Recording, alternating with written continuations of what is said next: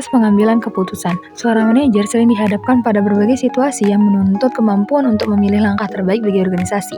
Setiap keputusan yang diambil harus dipertimbangkan dengan cermat agar tidak menimbulkan dampak yang merugikan. Karena itu, sebelum menentukan pilihan, manajer biasanya melalui suatu proses tertentu agar keputusan diambil benar-benar tepat dan efektif.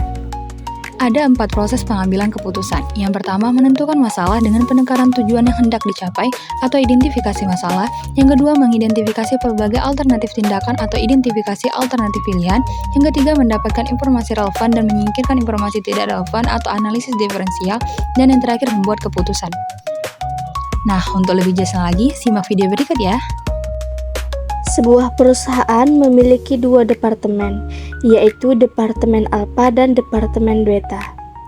Departemen Alpha mengalami kerugian berdasarkan laporan keuangan sebelumnya. Oleh karena itu, manajer perlu memutuskan apakah Departemen Alpha sebaiknya tetap dipertahankan atau dihentikan operasinya. Setelah kita mengetahui masalahnya, yaitu apakah Departemen Alpha sebaiknya dipertahankan atau diberhentikan, maka langkah kedua adalah mengidentifikasi alternatif pilihan. Pada tahap ini, manajer perlu menentukan 2 kemungkinan keputusan yang bisa diambil. Alternatif pertama, yaitu Departemen Alpha dipertahankan, artinya perusahaan tetap menjalankan kegiatan operasional di departemen tersebut dengan harapan laba bersih perusahaan bisa meningkat. Kemudian alternatif kedua, yaitu Departemen Alpha diberhentikan, artinya seluruh kegiatan departemen itu dihentikan agar perusahaan bisa mengurangi beban dan fokus hanya pada Departemen Beta. Menentukan alternatif ini penting karena dari sinilah nanti perusahaan bisa menentukan analisis diferensial, yaitu membandingkan dampak keuangan dari masing-masing pilihan untuk melihat keputusan mana yang paling menguntungkan.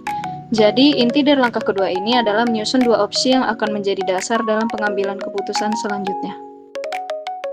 Step yang ketiga adalah analisis diferensial.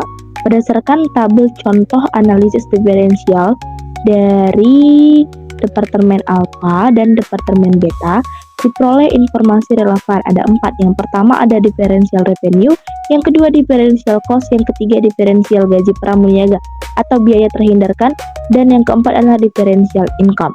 Yang pertama adalah differential revenue, yang artinya perbedaan pendapatan antara 2 alternatif keputusan.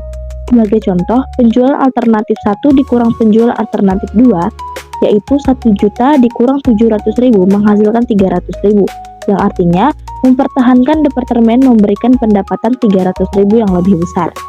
Yang kedua adalah differential cost, yaitu selisih biaya variabel antara 2 alternatif. Beban variabel 1 sebesar 690.000 dan beban variabel 2 sebesar 440.000, sehingga selisihnya adalah 250.000. Jika departemen diberhentikannya itu alternatif 2 atau alternatif beta, maka perusahaan menghemat beban variabel sebesar 250.000. Yang ketiga adalah diferensial gaji pramuniaga atau biaya terhindarkan, yang artinya biaya yang dapat dihindari jika departemen diberhentikan atau tidak perlu dibayar lagi.